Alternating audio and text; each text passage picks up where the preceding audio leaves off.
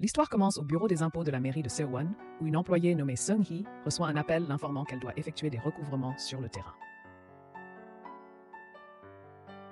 Elle informe son supérieur, Sung-il, et l'équipe part en véhicule vers une usine avec pour slogan départemental « Nous vous traquerons jusqu'au bout et nous recouvrerons ». Cependant, Sung-il et son équipe reçoivent un accueil glacial à leur arrivée à l'usine. Le propriétaire surgit, hurlant qu'il est sans le sou, et l'équipe se disperse pour essayer de trouver quelque chose de valeur, mais échoue face aux ouvriers turbulents.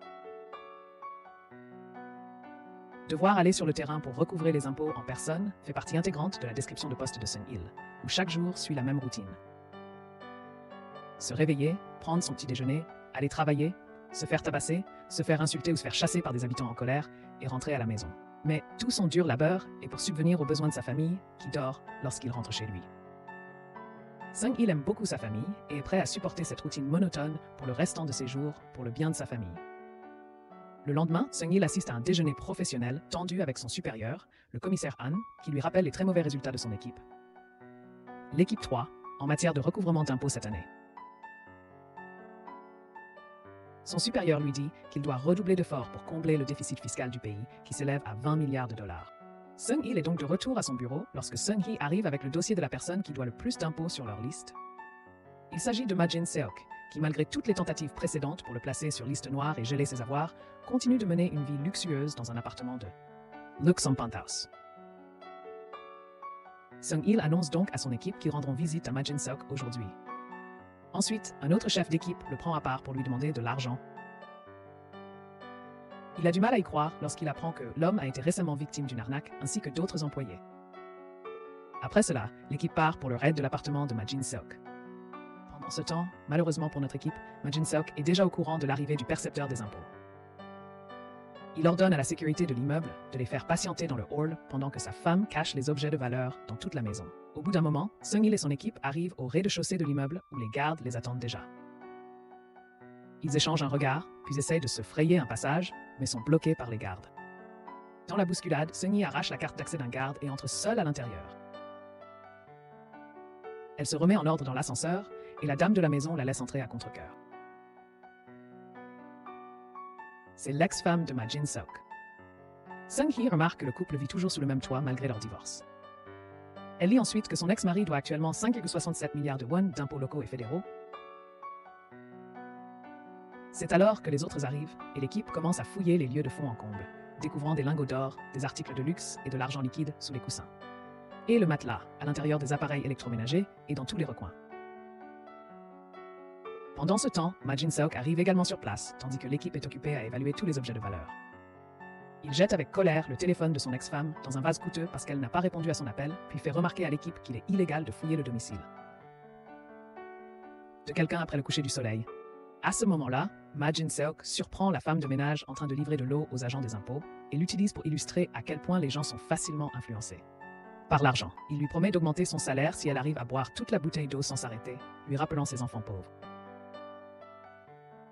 Lorsque la femme de ménage ouvre la bouteille et commence à en boire, Sung-il demande à Ma-jok de l'arrêter car il a prouvé son point. Cependant, Ma Jin-seok insulte l'équipe en leur jetant de l'argent au visage. Il va même jusqu'à insulter Sung-il, en le traitant de mendiant, et les autres doivent retenir les hommes pour les empêcher de s'en prendre physiquement l'un à l'autre. Quand Jin-seok lance son portefeuille au visage de Sung-il, Sung-hee intervient, mais Ma Jin-seok la pousse par terre. Ce geste met Sung-il hors de lui et il gifle Ma Jin-seok devant tout le monde. Le lendemain, le patron de Sung-il apprend l'incident et Sung-il est immédiatement conduit au bureau du maire où il doit présenter ses excuses pour son comportement. Là, on annonce à Sung-il qu'il fera l'objet de sanctions disciplinaires. Après cela, Sung-il retourne à son bureau où il boit une bouteille de soju qu'il avait cachée dans son tiroir. Sung-hee est toujours au bureau et soupire en apprenant la nouvelle des sanctions disciplinaires. Elle propose de partager la responsabilité au sein de l'équipe afin que leur chef d'équipe évite la suspension, mais Sung-il quitte le bureau sans rien dire. La nuit, Sung-il rentre chez lui avec sa fille lorsqu'une voiture qui passe les éclabousse d'eau. Le propriétaire de la voiture n'est autre que Ma Jin-seok qui présente des excuses sarcastiques à la fille de Sung-il. Puis il sort quelques billets pour payer le nettoyage à sec. Avant de partir, Ma Jin-seok lance un dernier commentaire disant que Sung-il ne peut pas s'offrir une voiture pour sa fille alors que lui, si. Sung-il n'a pas pu dormir cette nuit-là. Son esprit était encore fixé sur l'idée d'une voiture. Sa suggestion d'acheter une voiture est catégoriquement refusée par sa femme, mais il se lève ensuite pour chercher des options en ligne. Même l'achat d'une voiture d'occasion est trop cher. Alors, il écrit un message sur un forum communautaire pour acquérir une voiture avec tout l'argent qu'il possède. 5 millions de won. Le matin, Sung-il reçoit un appel d'un vendeur potentiel qui s'intéresse à son annonce. La voix masculine explique poliment qu'il a besoin de vendre son véhicule rapidement et qu'il peut donc baisser son prix habituel pour s'aligner sur l'offre de Sung-il. Lorsque Sung-il en discute au bureau, ses collègues le convainquent que c'est une bonne affaire s'il vérifie lui-même le véhicule. Il rappelle le vendeur, mais celui-ci explique qu'un imprévu l'empêche de venir à la rencontre. Néanmoins, le vendeur a envoyé quelqu'un d'autre à sa place. Après un certain temps, Sung-il trouve la voiture sur le parking, amenée par l'ami du vendeur. Satisfait, après un examen plus approfondi, Sung-il appelle le vendeur pour acheter la voiture le jour même. Le vendeur répond que son ami possède tous les papiers nécessaires et que Sung-il peut lui transférer l'argent directement. Sung-il réfléchit quelques instants, puis accepte. Il envoie l'argent via un distributeur automatique et essaie ensuite de rappeler le vendeur, mais personne ne décroche cette fois. Se rendant compte qu'il vient de se faire arnaquer, il retourne en courant sur le parking où il arrête une voiture pour se renseigner sur le vendeur. Mais l'homme dans la voiture dit qu'il n'a pas d'amis de ce genre et que cette voiture lui appartient. À ce moment-là, Sung-il reçoit un appel du vendeur qui est en train de retirer l'argent en espèces. L'appelant dit à Sung-il qu'il n'aurait pas dû envoyer d'argent à quelqu'un qu'il n'avait jamais rencontré. À ce moment, l'appelant est révélé être un jeune homme nommé Young Jung-do. Récemment, il a été libéré de prison. On lui remet les clés d'une voiture de luxe dès sa sortie de prison. Un carnet et plusieurs téléphones portables se trouvent déjà dans la voiture. Jung-do sort le carnet et utilise un de ses nombreux téléphones pour appeler sa cible, un collègue de Sung-il. Il se fait passer pour un employé de banque proposant une offre spéciale concernant sa demande de prêt, une supercherie commanditée par un ancien co-détenu de Jung-do. Le chef de section Kang fournit facilement ses informations personnelles que Jung-do utilise pour lui voler son argent. Il se rend en boîte de nuit où il sourit à une jolie femme qui danse. Il s'agite de Joo Mi-ju, qui semble le reconnaître, et bien qu'il soit heureux de la voir, elle le salue d'une gifle. Entre-temps, on dit à Sung-il qu'il serait pratiquement impossible de récupérer son argent. Il jette les 2 derniers billets qui lui restent pour finalement revenir les reprendre quelques instants plus tard. Après cela, Sun regarde le parking avec désespoir, tandis que Jung-do s'approche de lui et lui demande s'il a un briquet pour allumer une cigarette. Le lendemain, Sung-il rencontre son ami détective Park Dae-ok-bae et lui raconte toute la scène qui lui est arrivée. Dae-ok-bae se demande s'il pourrait s'agir du même individu qui a récemment escroqué plusieurs collègues de Sung-il. Il propose d'attraper le type pour rendre service à son ami et commence par obtenir le numéro de téléphone que Sung-il a de son escroc. Pendant ce temps, Jung-do rend visite à son père, qui est en prison et qu'il n'a pas vu depuis 9 ans. Son père est complètement insensible aux questions affectueuses de Jung-do et il s'en va même sans prononcer un seul mot. Plus tard, Jung-do reçoit un appel et rencontre Seo Jae-sung, un policier infiltré et ami proche de son père. Jae-sung lui demande ce que Jung-do entreprend maintenant qu'il est sorti de prison. Jung-do est vague, se contentant de dire qu'il a quelque chose à terminer, et Jae-sung le met en garde de ne pas garder le contact avec ses anciens co-détenus. Il dit à Jung-do qu'il ne le laissera pas faire s'il le surprend à commettre des crimes à nouveau. Le lendemain, alors que Sung-il est au travail, un ancien collègue arrive, ayant l'air d'un grand homme d'affaires. Ayant entendu dire que Sung-il a frappé le riche fraudeur fiscal Ma Jin-seok, il est là pour inviter Sung-il à déjeuner et lui offrir des conseils. Il dit que Sung-il est comme une fourmi ouvrière qui attaque la reine, essayant d'obtenir le gros lot alors qu'il pourrait simplement s'en prendre aux personnes qui gagnent moins d'argent. Sung-il n'est pas d'accord avec la vision de l'homme sur le fonctionnement de la société, avec les fourmis ouvrières qui font tout le travail, tandis que les fourmis reines. Les riches sont autorisés à faire ce qu'elles veulent parce qu'elles stimulent l'économie. Mais il oublie tout cela lorsqu'il est conduit dans une salle à manger privée où il trouve Ma Jin-seok qui l'attend. Sung-il s'assoit à contre-cœur, mais la situation empire lorsque Jin-seok lui glisse la clé d'une nouvelle voiture. Il s'agit clairement d'un pot de vin pour inciter Sung-il à laisser Jin-seok s'en tirer concernant ses impôts. Alors que les 2 hommes l'observent avec impatience, Sung-il se met à rire. Il demande à son ancien collègue si Jin-seok est censé être l'une de ces fourmis reines dont il parlait. Il refuse l'offre et quitte immédiatement la pièce. Son ancien collègue le poursuit, mais Sung-il dit que ce n'est pas juste. Il n'a aucune raison de dîner avec un homme qui possède tant de choses et ne paie pas ses impôts. L'autre homme le presse de rester un peu, d'obtenir une voiture en échange, et puis de laisser tomber toute cette affaire. Mais Sung, il n'est pas du tout d'accord et part immédiatement. À ce moment-là, il reçoit un appel de son collègue policier, Dae-ok-bae, qui le conduit dans une pièce où un homme lui apprend que le numéro donné par Dae-ok-bae était celui d'un téléphone prépayé enregistré au nom d'un étranger. Ils ont donné à Sung-il l'adresse du fournisseur du téléphone prépayé pour qu'il fasse des recherches. Il est donc emmené dans un sous-sol crasseux où des hommes à l'air menaçant dépècent de la viande avec des outils tranchants. Il essaie de mentir à leur chef en disant qu'il est un détective enquêtant sur une affaire de fraude, mais il ne dupe personne. Les hommes rient tous de son alibi bâclé et le chef ordonne qu'on s'occupe de lui. Mais Sung-il secoue les hommes avec colère et dit qu'il essayait d'être poli. Il va les combattre maintenant s'ils ne lui donnent pas les informations. Sung-il terrifie tellement les hommes qu'ils remettent les informations qu'ils souhaitent sans plus de difficulté. Il retourne auprès de Dae-Uk-Bae avec les informations et Dae-Uk-Bae est amusé par l'audace de Sung-il après son succès. Il parle à Sung-il, d'un détective qui travaille actuellement sur une affaire concernant des personnes qui achètent et vendent des informations personnelles. Il a trouvé un dossier étrange dans une agence de détectives qui appartenait à un certain No Jung-sik. Tout ce que le détective sait, c'est que No Jung-sik est en prison et qu'il a demandé que les informations soient compilées et envoyées. Dae-Uk-Bae possède maintenant le dossier et Sung-il est choqué de voir son nom parmi la liste des personnes ainsi que celui de Ma Jin-seok. Pendant ce temps, Jung-do continue sa liste de personnes qu'il doit escroquer. Ensuite, il y a quelqu'un qui s'appelle Cho Sang-jin, un ancien instructeur financier de la mairie. Jung-do achète un beau costume, se coiffe avec soin et met des lunettes, changeant ainsi complètement son apparence. Cho Sang-jin est le pire patron qui soit car il engueule ses employés à haute voix et jette leur travail à travers le bureau. Apparemment, son employé n'a pas falsifié les comptes à sa satisfaction pour un client privilégié, même si elle essaie d'expliquer pourquoi tout effort supplémentaire ne ferait que les signaler pour un audit. Mais Cho Sang-jin devient désagréablement personnel avec cet employé, franchissant la ligne et tombant dans le harcèlement sexuel. Mais heureusement, il est appelé à rencontrer Jung-do, qui se fait passer pour un agent des services fiscaux nationaux. Sang-jin envoie rapidement un texto à un contact pour se renseigner sur le nom que Jung-do lui a donné. Il devient ensuite nerveux lorsque Jung-do commence à énumérer les noms de ses clients qui l'aident à échapper à leurs impôts. Entre-temps, il reçoit confirmation que le nom donné par Jung-do est valide et commence à répondre à ses questions. Il dit que ce genre de choses arrive tout le temps. Et après une courte leçon, Jung-do lui adresse ce petit sourire secret et laisse entendre qu'ils sont du même côté. Il est venu pour obtenir sa part de l'argent que Sang-jin recevait de ses clients, si bien qu'ils sont devenus amis en un rien de temps. Et Jung-do a même partagé ses informations bancaires avec lui. De retour à sa base, Jung-do utilise le téléphone prépayé pour rappeler Sang-jin, et c'est le même téléphone que le détective Dae-Uk-Bae attendait qu'il utilise. Dae-Uk-Bae appelle Sung-il pour lui annoncer la bonne nouvelle et lui dit qu'il se rend sur les lieux avec quelques hommes. Sung-il se dirige également vers l'endroit où se trouve Jung-do. Entre-temps, Jung-do quitte le bâtiment avec une petite valise. Il est occupé à envoyer des textos dans le hall quand Sung-il le bouscule et les deux hommes se reconnaissent simultanément. Sur le coup, Jung-do lance son sac au visage de Sung-il et s'enfuit. Jung-do décolle dans l'une de ses voitures, mais Sung-il n'abandonne pas et suit la voiture assez longtemps pour obtenir le numéro de plaque d'immatriculation. Heureusement, Dae-Uk-Bae ramasse Sung-il à temps et ils suivent Jung-do en voiture, lançant un avis de recherche pour son numéro de plaque.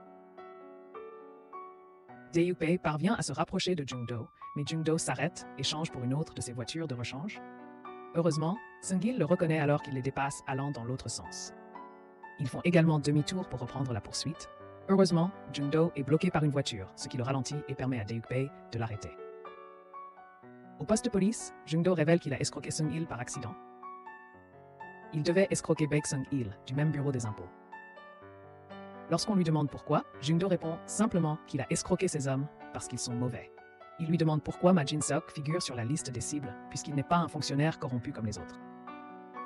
Alors Jung-do répète simplement qu'il est mauvais et remarque que Sung-il semble le connaître. Il réalise que Sung-il doit être après Jin-seok pour évasion fiscale. Jung-do demande à Sung-il combien Ma Jin-seok doit en impôts et commente que Jin-seok ne renoncera pas facilement à une telle somme. Il propose son aide pour lui voler cet argent puis payer ses impôts. Entre-temps, Baek Sung-il, que Jung-do était censé arnaquer, reçoit un appel inquiétant et appelle le commissaire Han, qui est le supérieur de Sung-il. De retour au bureau des impôts, Sung-hee intercepte Sung-il à son retour et essaie de le convaincre de rentrer tôt. Mais il la pousse pour découvrir que tout le monde dans le bâtiment le regarde de travers. Apparemment, quelqu'un a dénoncé Sung-il pour corruption. Mais avant que Sung-il ne puisse se défendre, il est convoqué pour rencontrer le commissaire Han sur le terrain de golf. Sur le terrain de golf, Sung-il insiste sur le fait qu'il n'a reçu aucun pot de vin, mais le commissaire Han ne prend même pas en considération ses explications et lui dit qu'il risque probablement la prison. Étonnamment, il ajoute même que Sung-il doit s'excuser auprès de Jin-seok, qui est juste là, en train de s'entraîner. La situation est limpide. Si Sung-il s'excuse auprès de Jin-seok, tout cela disparaîtra. Malheureusement, le commissaire Han est aussi dans la poche de Jin-seok. Et le commissaire Han évoque le beau-frère de Sung-il, Min-sik, celui qui est mort il y a 6 ans après avoir tendu la main à un gros poisson pour une affaire de taxes. Il a également été accusé de corruption et personne n'a cru à son innocence à l'époque, pas même Sung-il. Sung-il se souvient que Min-sik était désespéré, jurant qu'il n'avait jamais pris de pot de vin. Après cela, Sung-il rejoint Sung-hee et son équipe sur le terrain, où il marque misérablement tout ce qu'un pauvre homme possède pour être confisqué pour les impôts, tandis que l'homme les supplie d'aider sa famille. Sung-il a l'air abattu et fait remarquer à Sung-hee que la loi est une brute. Elle est faible pour les forts et pour les faibles. Ensuite, Tae-yuk-bae appelle Sung-il en allant chercher Jung-do, lui offrant une nouvelle chance d'accepter l'aide de Jung-do. Sung-il décide donc de tenter sa chance et va retrouver Jung-do dans la camionnette. Il demande si Jung-do compte tenir sa promesse et s'il peut vraiment obtenir ses impôts de Ma Jin-seok. Jung-do répond qu'il peut le faire avec l'aide de Sung-il. Le lendemain au travail, Sung-il apprend que le directeur d'une émission de télévision locale souhaite l'interviewer. Mais c'est en fait Jung-do qui est venu le chercher. Il dit à Sung-il qu'il veut 10% des prêts de 6 milliards de won et qu'ils vont arnaquer Jin-seok. Jung-do a élaboré un plan et il a décidé qu'ils avaient besoin d'une équipe entière. Tout d'abord, ils doivent recruter un type qui vend des téléphones brûleurs à Jung-do. Le même type que Sung-il a tellement terrorisé plus tôt. Il s'agit de Hak-ju et il possède une grande intelligence émotionnelle, ce qui signifie qu'il est doué pour gérer ses émotions et manipuler les gens avec les leurs. Ensuite, il y a un génie de l'informatique, Ja Wang, qui construit des sites de phishing. Puis, ils vont à la rencontre de Mi-ju. Sa spécialité est sa capacité à évaluer les gens instantanément et à déterminer la meilleure façon de les manipuler pour obtenir ce qu'elle veut. Ensuite, ils vont voir la personne suivante de leur équipe, qui s'avère être une dame âgée redoutable, Madame No, une femme d'affaires qui va financer toutes les dépenses de l'équipe. Devant son bureau, Jung Hae-sung, il voit un homme qui crie encore être traîné hors de son bureau. Une fois dans le bureau, Jung-do demande si elle souhaite financer leur équipe. Il promet que cela sera lucratif pour elle et ose l'insulter lorsqu'elle hésite, disant que le président Hwang avait tort à son sujet. Ce nom intéresse la vieille dame, Madame Choi, à Jung-do, et elle exige de savoir comment Jung-do le connaît. Là, Jung-do avoue avoir rencontré Hwang en prison. Un coup de fil rapide à la prison confirme que le président connaît effectivement Jung-do. De plus, Jung-do lui a sauvé la vie et la vieille dame reçoit l'ordre du président Hwang de prendre grand soin de lui. Ainsi, Jung-do et Sung-il ont réussi à préparer leur équipe pour arnaquer Ma Jin-seok. Ensuite, Sung-il retourne à son bureau et Sung-hee lui demande des nouvelles de l'homme avec qui il est parti ce matin. Elle se demande s'il lui a demandé de l'argent, mais Sung-il ne se confie pas à elle. Puis, Sung-hee lui suggère d'abandonner Ma Jin-seok en lui disant gentiment qu'elle l'aime et qu'elle souhaite travailler avec lui longtemps. Le lendemain, il est temps pour l'équipe de se réunir et de revoir ses plans. Mais avant même d'aborder quoi que ce soit, les membres de l'équipe commencent à s'attaquer verbalement les uns les autres. Même Choi n'aime pas Mi-jo et la traite même de prostituée. De plus, elle trouve que sa part est trop faible pour la mission, ce à quoi Jung-do répond qu'elle peut prendre tout l'argent si elle le souhaite. Mais d'abord, ils ont dû l'entraîner car il était l'escroc le moins expérimenté parmi eux. Tout d'abord, Mi-jo apprend à Sung-il le hameçonnage vocal. Ya Wang lui apprend à fabriquer une fausse pièce d'identité et Hak-ju lui montre comment se jeter devant les voitures et obtenir une indemnisation. Le travail de Jung-do est d'apprendre à Sung-il comment escroquer les gens en personne et comment observer et mémoriser les détails autour de lui. Pendant ce temps, Sung-hee remarque à nouveau Sung-il avec un escroc qu'elle connaît de son passé. Tôt un matin, Jung-do réveille Sung-il pour le convoquer à l'entrepôt de Hak-ju. À l'entrepôt, l'équipe a commencé par un briefing sur Ma Jin-seok. Il possède 22 entreprises à Gangnam et aucune d'entre elles n'est à son nom. Jin-seok usurpe l'identité de sans-abri, changeant le nom de ses entreprises tous les quelques mois. Côté vie privée, il s'avère que tous ses favoris sur son ordinateur sont des sites immobiliers. Il utilise un téléphone 2G intraçable et aime parier lorsqu'il joue au golf. Il ne boit pas beaucoup non plus et n'est pas très attiré par les femmes, donc leurs options pour une arnaque sont le golf ou l'immobilier. Mais Jin-seok a un agent immobilier requin comme animal de compagnie, ce qui ne sera pas facile à contourner, alors Jung-do pense qu'ils devront se mettre le requin de leur côté, le trompant naturellement. Pendant ce temps, Sung-hee suit Sung-il jusqu'à l'entrepôt et se retrouve en plein milieu de la réunion. Son sourire se fige lorsqu'elle et Jung-do se remarquent. Après un moment, elle dit à Sung-il qu'il est temps de partir, supposant que c'est lui qui est arnaqué. Sung-il murmure qu'il sait que c'est une arnaque, mais que ce n'est pas ce qu'elle croit, et il l'entraîne dehors pour parler. Dehors, Sung-il dit à Sung-hee qu'il sait tout sur Jung-do et qu'il est là pour préparer quelque chose avec ces gens. Frustré par la réponse de son patron, Seung-hee lui dit que s'il aime sa femme et sa fille, il ne fera pas ce qu'il projette avec Jung-do. Puis, dans un flashback, on voit Jung-do et Seung-hee dans un restaurant où la jeune femme est en larmes parce que Jung-do vient de lui dire qu'il ne l'aime pas. Jung-do dit qu'il l'a approchée pour la rouler. Il ne sortait avec elle que pour lui prendre son argent. Il insiste sur le fait que rien de ce qu'il a fait n'était motivé par des sentiments et qu'il ne faisait que la tromper. Seung-hee se retient jusqu'à ce que Jung-do parte, puis éclate en larmes. De retour au présent, de nuit, alors que Jung-do travaille dans son local, il tombe sur de vieilles photos de lui et de Seung-hee. Son expression s'adoucit et il sourit, mais il se fige à nouveau et referme rapidement la valise. Le lendemain, Seung-hee appelle Jung-do pour lui dire qu'ils devraient mettre au point leur plan pour la journée. Jung-do appelle donc Mi-ju pour lui dire de procéder, et nous voyons qu'elle a obtenu un emploi comme secrétaire de l'agent immobilier spécialisé dans les requins de Jinsuk. Grâce à un piratage sophistiqué de Jawang, le téléphone de Monsieur No est submergé de SMS, l'informant que quelqu'un retire de l'argent de son compte, sans un à la fois. Voyant cela, Monsieur No appelle le numéro qui lui envoie des SMS, ce qui le met bien sûr en contact avec Hak-ju et non avec sa banque comme il le croit. Se faisant passer pour un cadre de banque, Hak-ju conseille à Monsieur No de retirer tout l'argent de ce compte et de le ramener chez lui pour le mettre en sécurité. Il dit que la banque enverra quelqu'un et demandera à Monsieur No de faire exactement ce qu'on lui dira. Il récupère son argent et rentre chez lui, où Jung-do en costume sonne bientôt à sa porte. La première chose que Jung-do demande est si Monsieur No possède d'autres comptes et combien d'argent ils contiennent, et il lui dit de retirer tout ce qu'il possède. No laisse Jung-do seul avec un sac d'argent pour se précipiter directement à la banque. Pendant son absence, Seung-il arrive chez lui, prêt pour son premier escroquerie. Malheureusement, Seung-hee le suit à nouveau et elle appelle la police pour signaler une fraude en cours. Pendant ce temps, Monsieur No revient avec l'argent retiré de tous ses comptes bancaires et Jung-do l'assoit pour signer des papiers, blâmant vaguement les fuites d'informations sur cette ère de Lasung. Il frappe à la porte d'entrée et se présente comme un policier à Monsieur No. Il demande à Monsieur No de se rendre au poste de police pour une enquête sur sa plainte de hameçonnage vocal. No nie avoir appelé la police. Jung-do gère la situation et suggère que quelqu'un du bureau de Monsieur No a peut-être passé l'appel. Il dit à Monsieur No que c'est une simple formalité et commence à le conduire vers la porte lorsque Seung-hee entre. Elle dit à Seung-il de la suivre immédiatement s'il ne veut pas être arrêté par la police et informe Monsieur No qu'ils sont des escrocs. Cependant, les policiers étaient déjà arrivés à la porte. Ils demandent à toutes les personnes impliquées de se rendre au poste de police malgré les protestations de Monsieur No qui a laissé beaucoup d'argent sans surveillance à la maison. Au poste, les policiers demandent à Seung-hee et à Monsieur No d'attendre pour que leur déclaration soit prise et emmènent les deux escrocs. Alors qu'ils descendent le couloir, la scène coupe à la maison de Monsieur No, où Hak-ju entre et met tout l'argent dans un seul sac.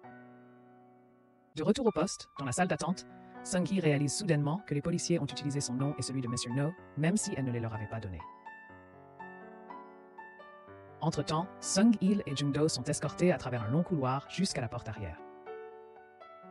Jung-do sourit et dit aux policiers qu'il leur offrira des boissons. Pendant ce temps, Seung-hee court dans le commissariat à la recherche des deux hommes et les manque de justesse sur le parking alors que Madame No et sa complice les emmènent. Le lendemain, le gang rencontre Monsieur No et pose ses conditions. Il récupère tout son argent, mais seulement s'il les aide dans leur escroquerie contre Mei Jin-seok. D'un autre côté, Seung-hee retrouve Seung-il et lui dit qu'ils doivent parler. Donc dans un restaurant, Seung-il raconte tout à Seung-hee, mais tout ce qu'elle a à dire, c'est qu'il ne devrait pas s'y impliquer. Elle a peur qu'il puisse se blesser et que Ma Jin-seok ne vaille pas sa vie.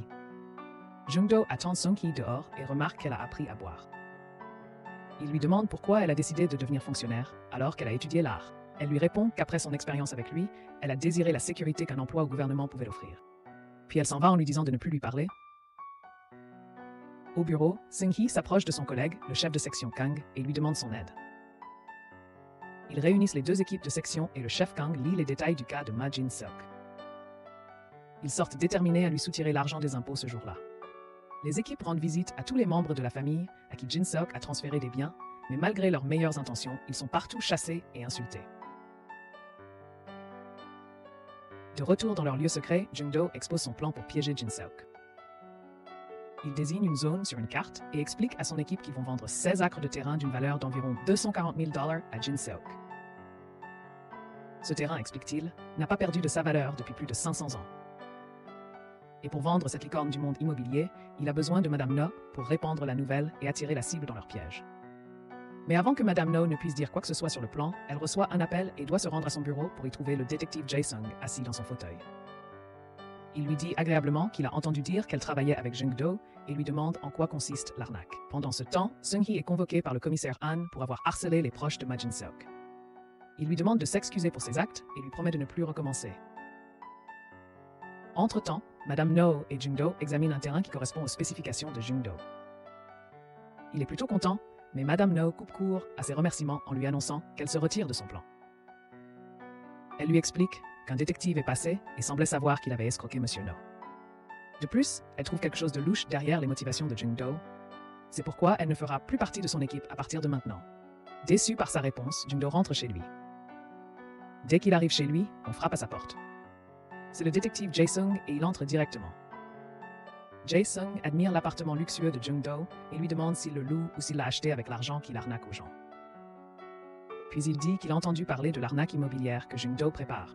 Quand Jung-do dit que ce n'est pas le cas, Jae-sung lui met une claque.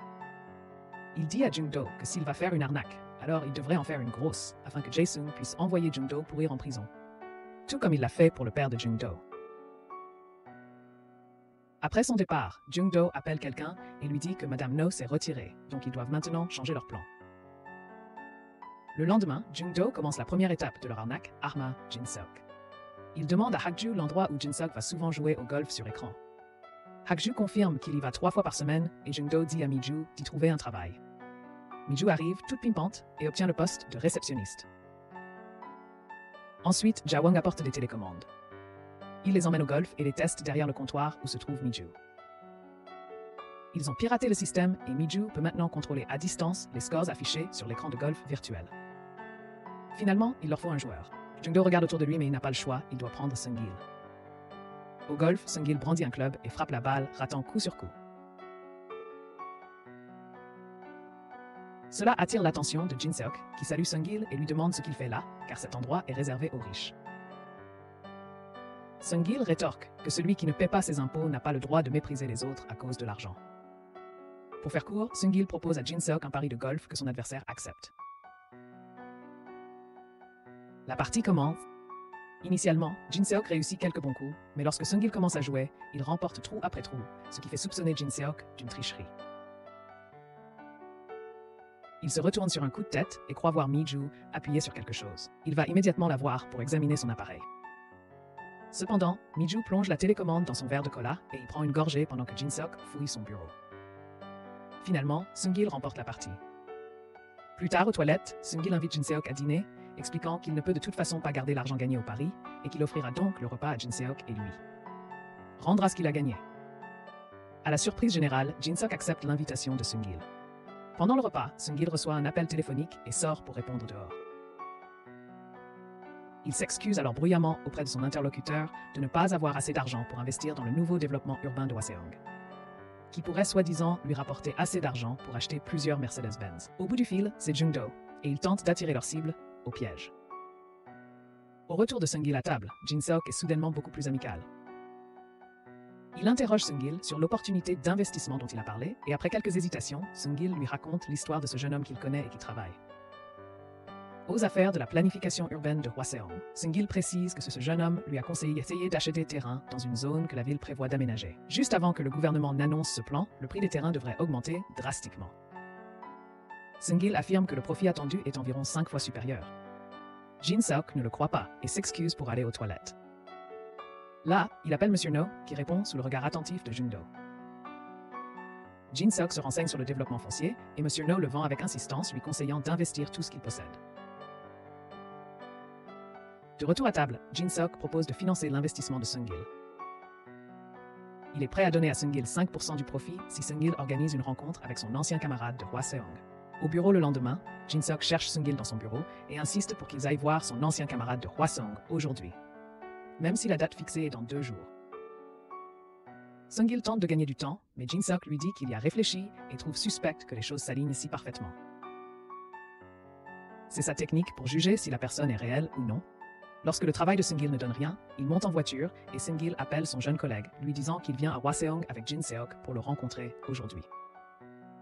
Au bout du fil, à moitié endormi, Jung-do lui dit de ne pas plaisanter. Mais lorsque Sung-gil répète qu'ils viennent le rencontrer aujourd'hui, il se réveille brusquement.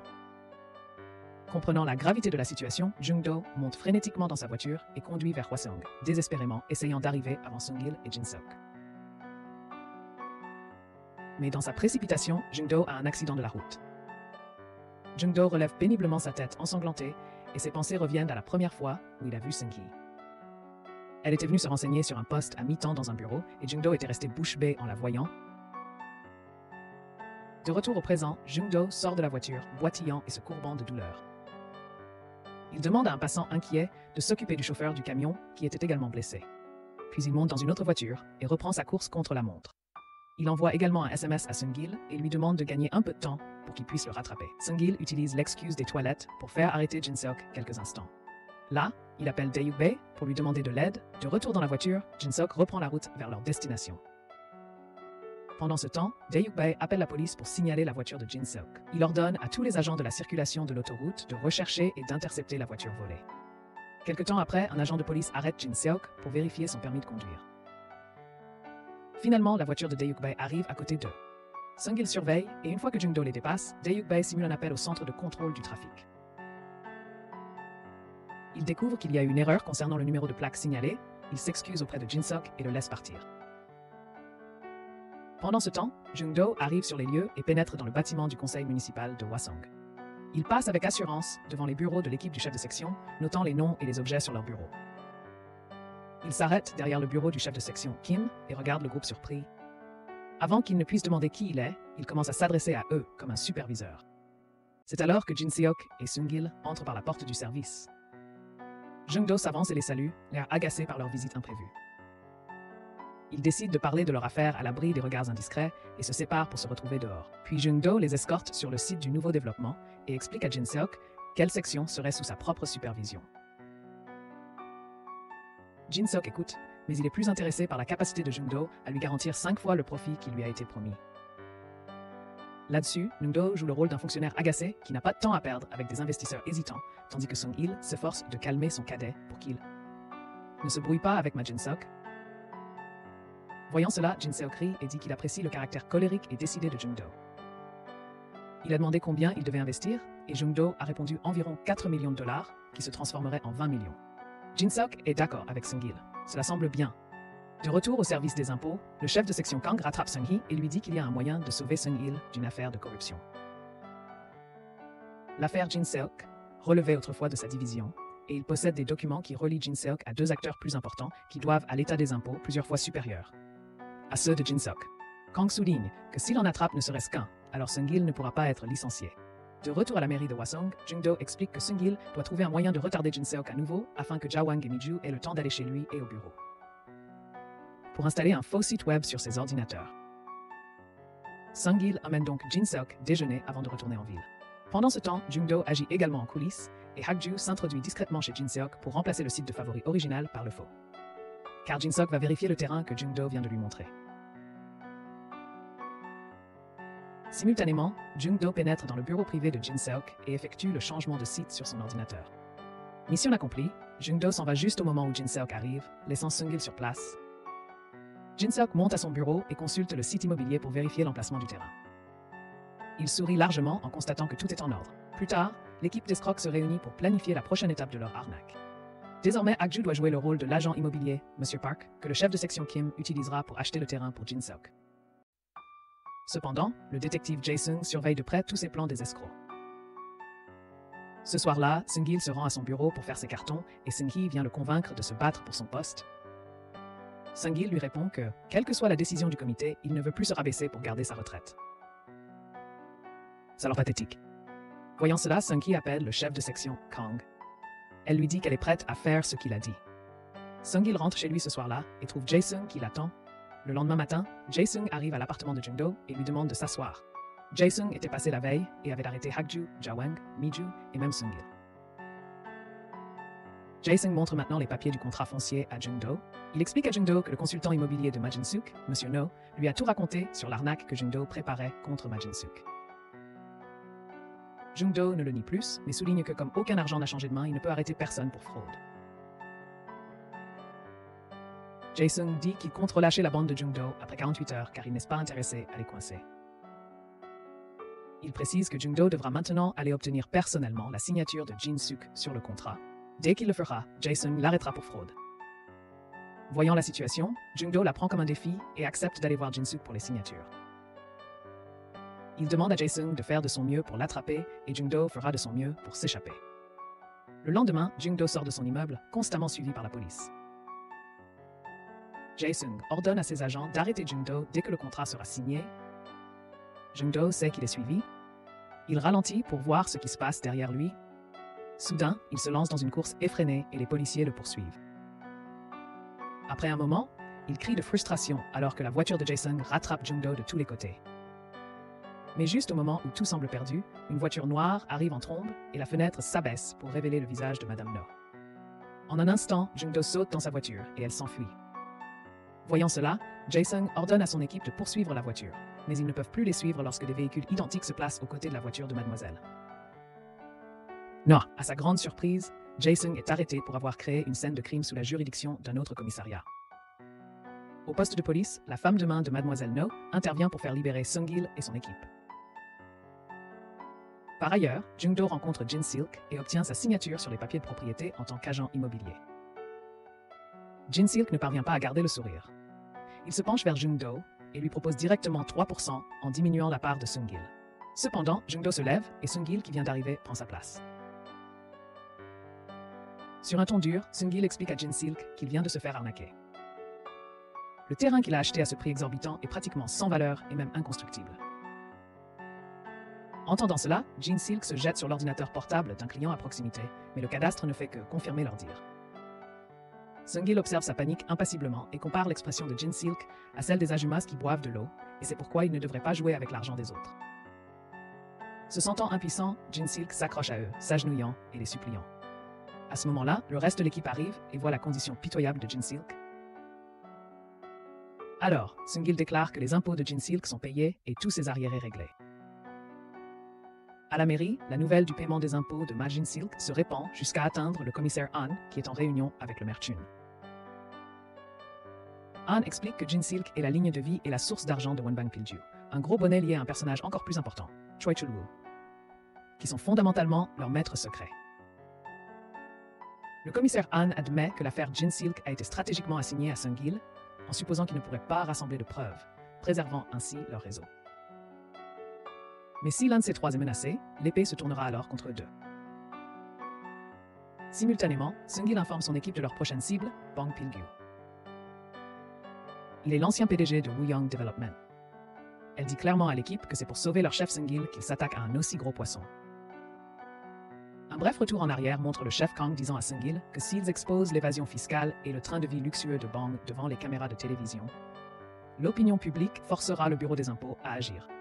Toute l'équipe monte dans des fourgons et Sung-gil leur ordonne de chercher un coffre-fort verrouillé dans une pièce secrète. Elle leur dit également de jouer le jeu devant les caméras en mettant en scène des scénarios comme celui de s'emparer des biens de luxe de sa femme, afin d'obtenir une image d'elle se disputant avec eux pour ses objets précieux. Mais une fois arrivés sur la propriété, personne ne répond à la sonnette. Ils utilisent une échelle pour escalader le mur, puis ils fracturent la serrure, réussissant finalement à pénétrer dans le grand manoir. Une fois à l'intérieur, il voit Bang Pil-gyu qui s'approche des caméras et explique qu'il n'a pas payé ses impôts parce qu'il a été accusé à tort d'escroquerie. Et qu'il a tout perdu car son entreprise a été sacrifiée pour des raisons politiques. Tout cela parce qu'il a refusé de se livrer à la corruption. Se déclarant rongé par la culpabilité, il s'incline profondément pour présenter ses excuses à ses milliers d'anciens employés pour ne pas avoir protégé leurs moyens de subsistance. Mais Sung-chi sait que tout cela n'est qu'un spectacle devant les médias. L'équipe commence les recherches, mais ne trouve rien de précieux dans la maison. L'équipe s'inquiète silencieusement de sa situation critique, mais Sung-hee n'est pas prête à abandonner. S'approchant du président Bang, elle lui demande de déverrouiller la pièce à l'étage. Il essaie de la retarder, mais finit par l'ouvrir et le voilà le coffre-fort. À l'ouverture des portes du coffre-fort, on découvre qu'il ne contient qu'une enveloppe avec la photo d'un vieil homme à l'intérieur. Bang joue à nouveau la comédie pour les caméras. C'est tout ce qui lui reste de son père décédé. Un peu plus tard, le président Bang appelle Sung-hee alors qu'elle s'apprête à sortir. Il lui demande si elle est venue ici pour faire un spectacle ou pour réellement collecter les impôts. Si c'est la seconde option, elle a des problèmes. Cependant, Sung-hee lui répond qu'elle est là pour travailler. De retour à l'hôtel de ville, Sung-hee apprend également que les arriérés d'impôts de Jin-seok ont été réglés et elle est choquée. En quittant son bureau, elle croise soudainement Jung-do. Elle comprend immédiatement la situation. L'équipe de Jung-do a escroqué Jin-seok pour ses impôts. Grâce à lui, ils ont perdu leur levier sur Jin-seok, ce qui leur aurait donné une chance de sauver Sung-gil. Mais Jung-do ne sait rien des sanctions disciplinaires. Elle le félicite de s'être sauvé de la prison, mais c'était aux dépens de son supérieur. Puis elle s'en va, le laissant préoccupé. À la maison, Sung-gil prépare un repas commémoratif pour son beau-frère qui s'est suicidé. Lorsqu'il est à table avec sa famille, la sonnette retentit. C'est Jung-do qui vient voir Sung-gil. Ils prennent le dîner ensemble. Plus tard, les hommes sortent boire un verre et Jung-do s'enquiert de la personne sur le portrait funéraire. Sung-gil lui raconte l'acte d'automutilation d'il y a 6 ans et comment son beau-frère a été accusé de corruption. Il regrette amèrement de ne pas l'avoir cru à l'époque. Sung-gil lui explique qu'il s'en était pris au président Choi Chol-woo car il avait les plus importants arriérés du district, mais qu'il avait tout changé d'un seul coup de fil. Et apparemment, le maire Chun était complice dans la dissimulation de ses agissements. Puis Jung-do interpelle légèrement Sung-gil au sujet de l'audience disciplinaire et lui demande pourquoi il n'a pas essayé de négocier avec Jin-seok. Mais Sung-gil pense que, n'ayant jamais reçu de pot de vin durant toute sa carrière, il voulait prendre sa retraite avec la même image immaculée. Ailleurs, Jin-seok avoue honteusement au président Bang qu'il a été escroqué en payant des impôts. Le fils du président Bang, Oh-suk, rabaisse Jin-seok pour sa sottise. Quand il apprend que le président Bang va le virer de son groupe, Jin-seok lui agrippe la jambe et se met à le supplier de lui donner une autre chance. D'un autre côté, nos escrocs ont organisé une nouvelle réunion et le mur est recouvert d'affiches des fraudeurs fiscaux de la division de Sung-gil. Ils vont faire payer leurs impôts à 300 personnes pour sauver le poste de Sung-gil. Les escrocs utilisent toutes leurs tactiques une à une pour escroquer les fraudeurs fiscaux. Ils s'écrasent devant leur voiture, puis exigent de l'argent en règlement ou volent leur voiture. Ils les incitent à utiliser leur carte de crédit dans leur machine et leur soutirent de l'argent de leur compte bancaire. En quelques jours, ils vident les comptes de 300 personnes de leurs impôts. Le bureau des impôts est en effervescence. Les téléphones sonnent à tout rompre avec les appels de contribuables défaillants qui veulent maintenant payer. Un soir, les escrocs se retrouvent dans un restaurant pour se dire au revoir une dernière fois. La mission étant accomplie, ils prennent désormais des chemins séparés. Le lendemain matin, Sung-gil arrive à son bureau et découvre qu'il a toujours une audience le lendemain. Le commissaire Han lui demande donc de s'habiller correctement pour cette audience. Il apprend également que son équipe s'est occupée de Bang Pil-ju en son absence. Sung-gil est furieux contre le chef de section Kang pour être allé chez le président Bang sans le prévenir. Maintenant, un problème plus important les regarde droit dans les yeux. Pendant ce temps, Sung-hee a passé un marché avec le maire Chun. Elle présentera ses excuses au président Bang. Mais en échange, l'audience de son chef Sung-gil sera annulée. Le maire Chun accepte les termes et Sung-hee retourne à son bureau. Plus tard, Sung-hee ramène Sung-gil chez lui en voiture et lui dit que cette fois, ils attraperont le président Bang sans l'aide de l'escroc. Pendant ce temps, le commissaire Han rencontre au téléphone l'homme qui a dénoncé la corruption de Sung-gil. Mais il s'avère que c'est personne d'autre que Jung-do qui prétend maintenant qu'il ne s'agissait que d'un canular téléphonique. Ensuite, Jung-do rend visite au détective Jae-sung en prison, condamné pour corruption. Mais Jung-do révèle que Jae-sung est innocent et que c'est lui qui a piégé l'ex-détective dans cette affaire en utilisant l'agent immobilier, M. No. Jung-do révèle qu'il fait tout cela parce que le détective avait auparavant monté de toutes pièces une affaire de corruption contre son père alors qu'il était innocent. Maintenant, il reste 2 personnes sur sa liste de vengeance. Pendant ce temps, le chef Kang est allé rencontrer un informateur dans une station de métro. Mais cet informateur est très nerveux et insiste pour rencontrer Sung-hee. Il a un paquet d'argent dans les mains, argent utilisé pour piéger les agents des impôts car un homme les prend en photo à distance. Au moment où Sung-hee arrive sur place, la réalité de la rencontre est exposée et un de leurs collègues court derrière le caméraman. Malheureusement, ce collègue s'est retrouvé à l'hôpital.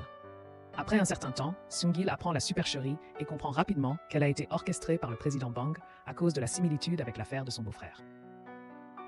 Étonnamment, l'homme qui a attaqué l'agent des impôts s'est également rendu.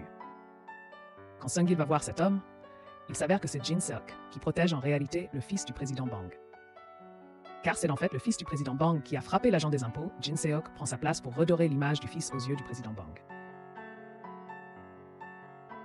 Dehors, Sung-gil reçoit un appel du chef de section Kang qui démissionne à cause de cet incident et assume toute la responsabilité. De plus, le collègue qui était à l'hôpital n'y est plus. Alors Sung-gil est triste face à toutes ces circonstances qui se sont révélées à lui. Il n'a pas d'autre choix que de retourner chercher de l'aide. C'est pourquoi il arrive à la porte de Jung-do et lui demande de faire encore un travail ensemble. Et cette fois, leur cible est le président Bang. Jung-do laisse Sung-gil entrer chez lui et contacte ensuite les membres de son équipe, plus que prêt à retravailler avec Jung-do. Entre-temps, le président Bang rencontre le maire et le menace, quelqu'un devra mourir. Comme l'agent des impôts est mort il y a 6 ans, si les agents continuent à venir chez lui. Le lendemain, l'équipe d'escrocs s'est de nouveau réunie à leur lieu secret. Cette fois, ils vont escroquer les enfants du président Bang. Cependant, le problème est que les enfants sont peu sociables et passent la plupart de leur temps à la maison. Le fils, Bang Oh-seok, passe son temps à jouer à des jeux de société avec ses amis, tandis que la fille, Bang Mina, quitte son domicile 2 fois par semaine pour admirer des objets d'art et des antiquités. Ainsi, Mi-ju a pour mission d'obtenir un emploi dans l'entreprise de Oh-suk et d'attirer son attention.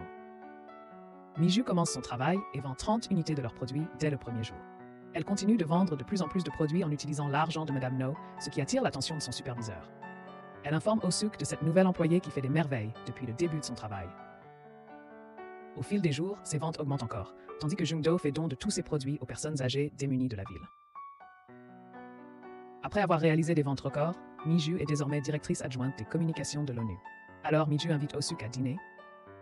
Là, comme l'a demandé Jung-do, Mi-ju raconte ensuite à Bang Oh-suk l'histoire d'un homme d'affaires important en Chine pour lequel elle a vendu tous les produits. Elle précise également que son bienfaiteur aura bientôt besoin d'une autre grosse commande, car il organise une conférence. Ainsi, l'autre jour, Oh-seok et Mi-ju se rendent en voiture à la convention, tandis que Hak-ju dirige une salle d'acteurs engagée sur la façon de réagir au discours de Jung-do. Après un certain temps, Oh-seok entre dans une salle pleine de gens enthousiastes qui applaudissent très fort à l'arrivée de Jung-do sur scène. Jung-do, jouant le rôle du riche homme d'affaires chinois, s'exprime avec talent et anime la foule jusqu'à ce que même Oh-suk soit emporté par l'énergie de la salle. Jung-do parle des antiquités qui sont découvertes chaque jour en Chine et de la façon dont son entreprise importe ses trésors dans le pays pour les commercialiser. Il promet que l'investissement dans son entreprise rapportera le double du montant investi en seulement 2 mois et 5 fois l'investissement en 5 mois. D'un autre côté, Seung-il, Ja-won et Madame No ont pour mission d'appâter Bang Mina. Lorsque Mina entre dans le magasin, elle est accueillie par Madame No, qui se fait passer pour la propriétaire.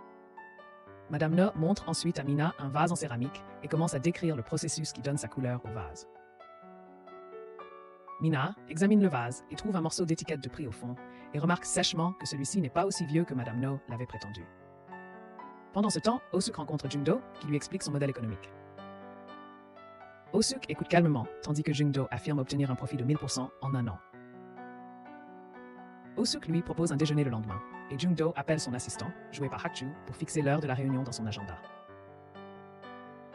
Quelques instants plus tard, des hommes, accompagnés de Seung-il, entrent dans la boutique de Madame No et se présentent comme étant du ministère de la Culture. Ils arrêtent Madame No pour vente d'objets factices, et Seung-il joue le rôle d'un grand artiste capable de différencier les faux des vrais objets d'art. Il remet sa carte à Mina et lui demande de se méfier des vendeurs d'artefacts contrefaits. Le lendemain, après avoir rencontré le commissaire Han, alors que Seung-il se dirige vers le repère des escrocs, le commissaire Han le poursuit. Heureusement, Seung-il le remarque et prévient Jung-do qui efface toutes les preuves de l'escroquerie de cet endroit. Mais lorsque Seung-il arrive à la porte du repère, il est escorté par un détective à la prison pour rencontrer Jae-sang. Là, Jae-sang met en garde Seung-il en lui disant que Jung-do est un escroc et qu'il ne va pas l'arnaquer. Il affirme que Jung-do est derrière les 50 millions de won du président Bang. Après avoir obtenu cet argent, il arnaquera Seung-il et s'enfuira avec le trésor. Jae-sang donne à Seung-il un enregistreur pour rassembler des preuves contre Jung-do afin de pouvoir les utiliser contre cet escroc. Pendant ce temps, le commissaire Han demande à Seung-hee si elle sait quelque chose concernant l'escroquerie planifiée contre le président Bang. Mais Seung-hee ne révèle rien et va rencontrer Jung-do.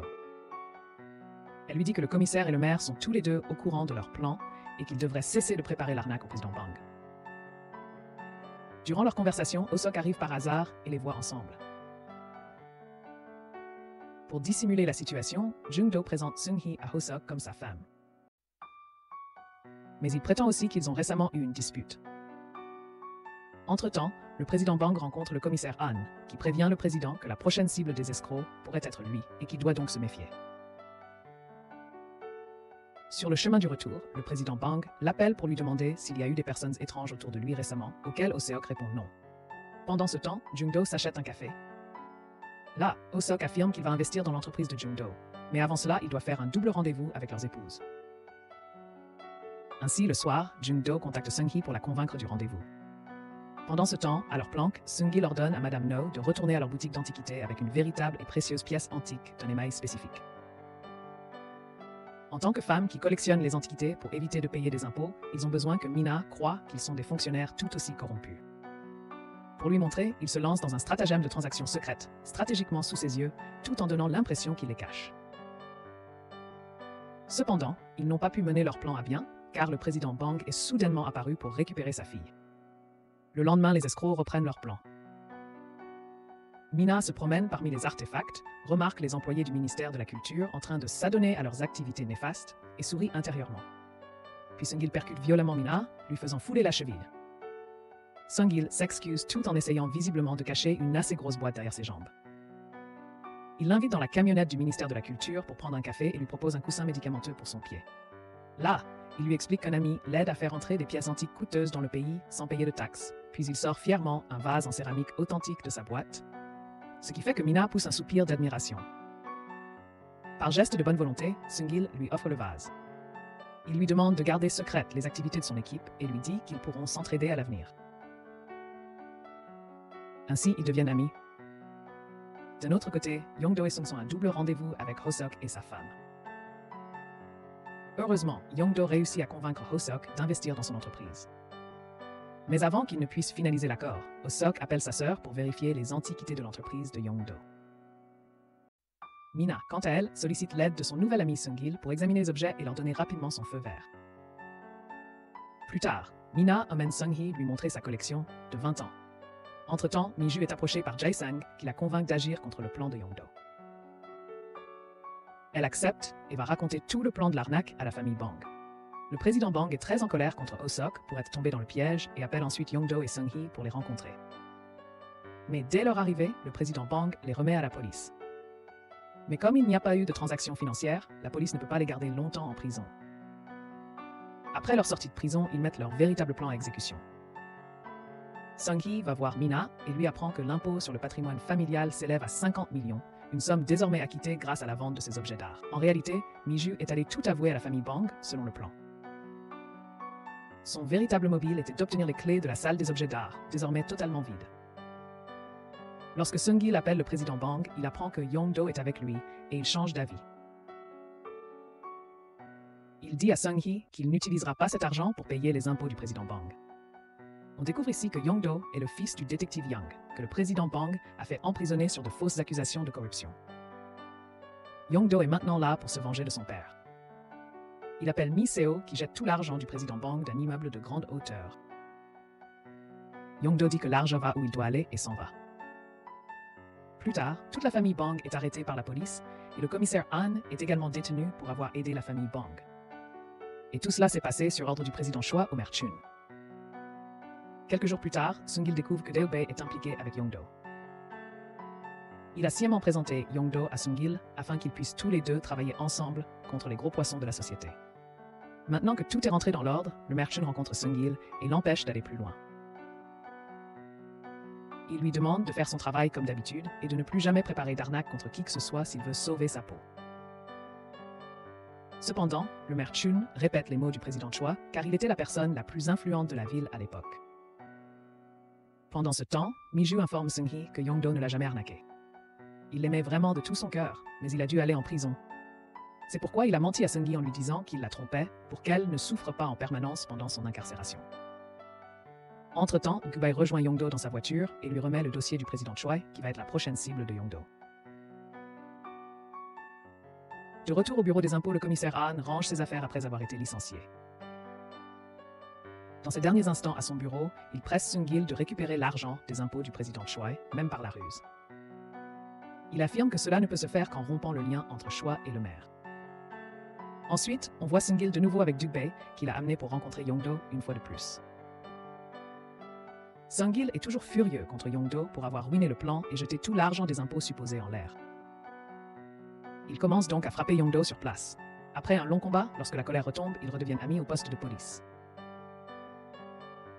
Là, Yongdo remet à Sung-il la liste des impôts impayés du président Choi. Cette fois, ils vont arnaquer le fils du président Choi qui s'appelle Martin Kim. Ils projettent de l'arnaquer en simulant un marché d'armes entre le ministère de la Défense et Martin Kim. Ils se mettent sur leur 31 et commencent à cibler leur proie. L'accord a également été conclu en quelques jours, mais il s'est avéré que le président Choi n'avait pas de fils. Le maire Chen explique à Sung-il que tout était un piège organisé par le président Choi pour attraper les coupables qui voulaient le rouler. Duk-bae et Yong-do sont donc arrêtés et Sung-il est contraint de témoigner contre Yong-do, ce qui assure l'emprisonnement de ce dernier. Lorsque Sung-hee apprend que Yong-do est en réalité une bonne personne et qu'il n'a jamais voulu la tromper, elle va lui rendre visite en prison. Elle tente même de réunir l'équipe pour aider Yong-do à sortir de cette situation, mais personne ne vient à son secours. Sung-il semble également avoir changé, car il passe la plupart de son temps au bureau et n'écoute même pas le problème d'une personne pauvre dont la maison va être démolie à cause d'un projet de réaménagement urbain. Un jour, alors que le maire Chun se rend sur le site où les habitants manifestent contre la démolition de leur maison, un homme, sur ordre du président Choi, lui lance des œufs, le forçant à partir sans rien dire. Le président Choi agit ainsi pour empêcher toute aide d'atteindre les manifestants, le projet de réaménagement étant géré par son entreprise. Entre-temps, Yong-do apprend également l'existence de ce projet et appelle de prison pour rassembler à nouveau son équipe afin de combattre le président Choi cette fois-ci. Quelques jours plus tard, il est libéré de prison sous condition et retrouve son équipe à l'extérieur. Ils se rassemblent tous au sous-sol où l'équipe s'agrandit car le président Wang est également libéré de prison. Il est la personne la plus influente de la ville et un atout de poids. Pour l'équipe de Yong-do cette fois-ci, pour abattre le président Choi. Sung-il, qui ne faisait que jouer les durs derrière Yong-do, a également rejoint l'équipe. Il commence par enquêter sur toutes les entreprises du président Choi. Il leur faut beaucoup de temps pour rassembler toutes les informations car il y a plus de 100 millions d'impôts impayés au seul nom du président Choi.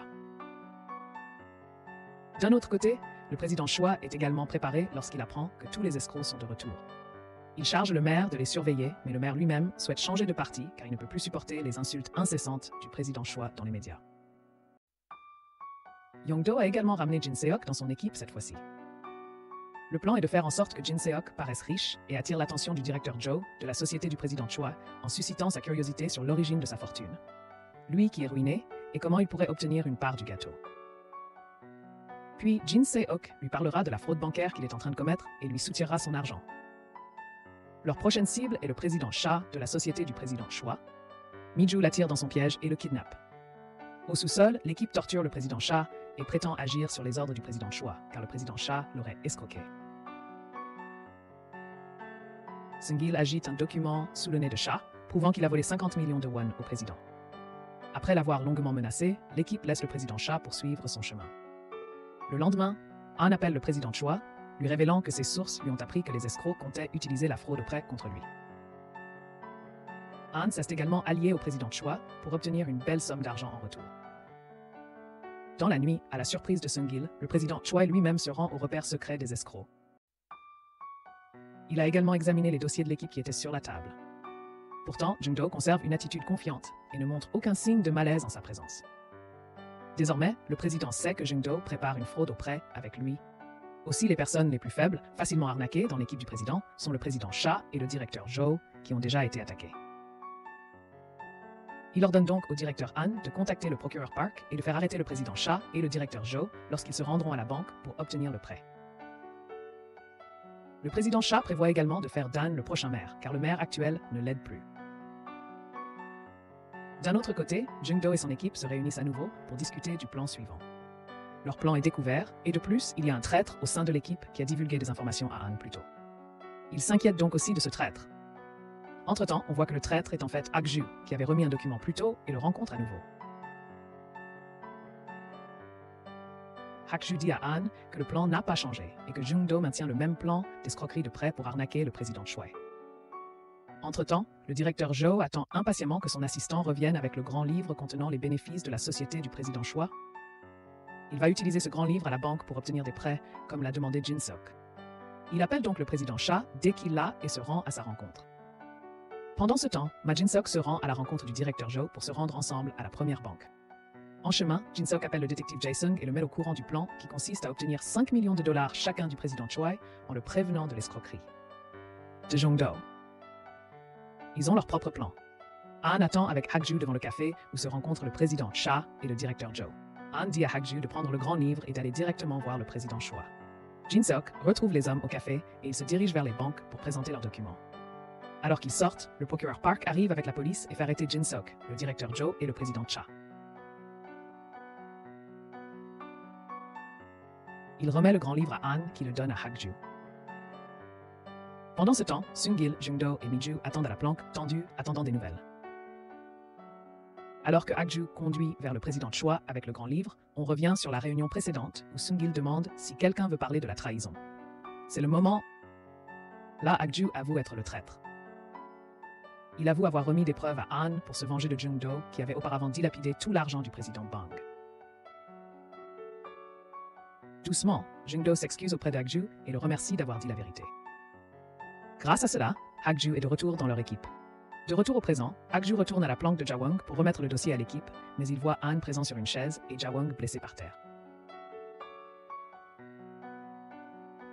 Les hommes d'Han passent Hak-ju à tabac et Han apporte le dossier au président Choi où le maire Chun est déjà présent.